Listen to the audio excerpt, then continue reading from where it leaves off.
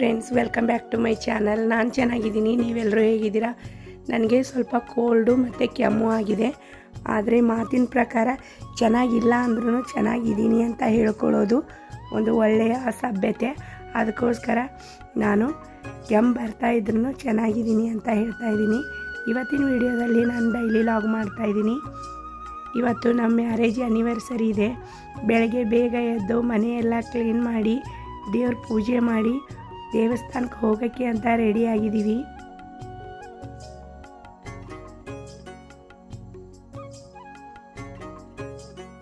ಮನೆಯಲ್ಲಿ ದೇವ್ರ ಪೂಜೆ ಮಾಡಿ ದೇವರ ಆಶೀರ್ವಾದ ತೊಗೊಂಡೆ. ಹಾಗೆಯೇ ಇವತ್ತು ಮ್ಯಾರೇಜ್ ಆ್ಯನಿವರ್ಸರಿ ಇದೆ ಅಂತ ನಮ್ಮ ಯಜಮಾನ್ರ ಕಾಲೂ ನಮಸ್ಕಾರ ಮಾಡಿದೆ. ದೇವರ ಆಶೀರ್ವಾದ ಒಂದು ಹೆಣ್ಣಿಗೆ ಎಷ್ಟು ಬೇಕೋ ಗಂಡನ ಆಶೀರ್ವಾದನೂ ಅಷ್ಟೇ ಇರಬೇಕಾಗತ್ತೆ.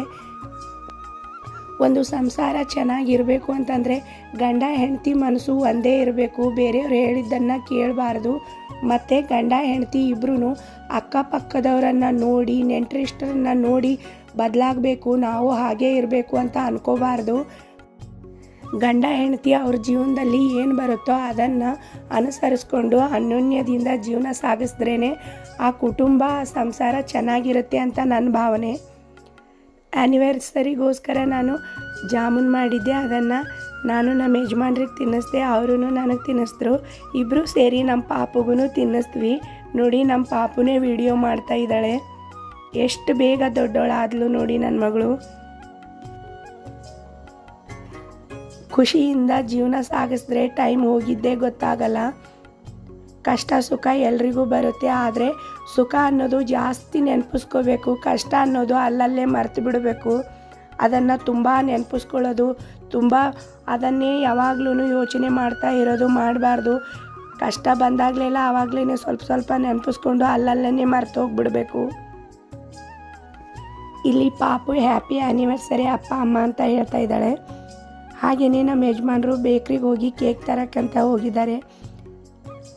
ನಾವು ಇವತ್ತು ಇಸ್ಕಾನ್ ಟೆಂಪಲ್ ಹೋಗ್ತಾ ಇದ್ದೀವಿ. ಇಸ್ಕಾನ್ ಟೆಂಪಲ್ ಹೋಗಿ ದೇವ್ರ ದರ್ಶನ ಮುಗಿಸ್ಕೊಂಡು ಮನೆಗೆ ಬಂದು ಕೇಕ್ ಕಟ್ ಮಾಡೋಕ್ಕೆ ಲೇಟ್ ಆಗುತ್ತೆ.